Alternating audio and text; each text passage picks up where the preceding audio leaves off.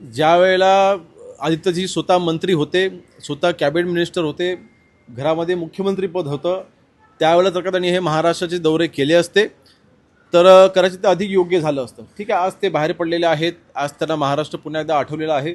माझ्या त्यांना शुभेच्छा आहेत. एक विरोधी पक्षामधली एक प्रमुख व्यक्ती म्हणून आज ते भूमिका बजावत आहेत. परंतु हीच मला वाटतं ग्राउंड लेवलची आपण एक राजकारण नको, परंतु सत्तेमध्ये असताना आपण तळागाळापर्यंत आपण पोहोचलं पाहिजे. तिथे देखील आपण आपलं प्रेझेन्स दिसला पाहिजे की आपण तिथल्या समस्या जाणून घेतल्या पाहिजेत. हे सत्तेमध्ये असताना त्यांना दुर्दैवाने वाटलं नाही.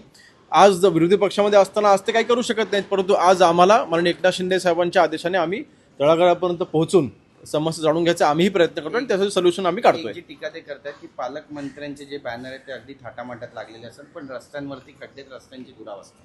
मला वाटतं आज स्वतः आदित्यजी तिथे कॅबिनेट मिनिस्टर असताना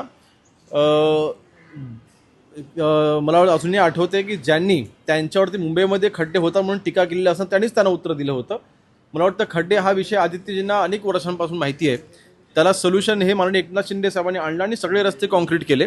परंतु आज मी तेच म्हणतोय की विरोधी पक्षात असताना तुम्ही आज रस्त्यावर जाता फक्त राजकारण करण्यासाठी, पण सत्तेत असताना तुम्ही तुमच्या कार्यालयात बसून राहिला, तुम्ही फक्त एसीची हवा खाल्लीत. त्यावेळेला जर का मेहनत घेतली असती, त्यावेळेला जर का ह्या समस्यांवर तुम्ही निवारण केलं असतं तर आज तुमच्यावरती वेळ आलेली असती.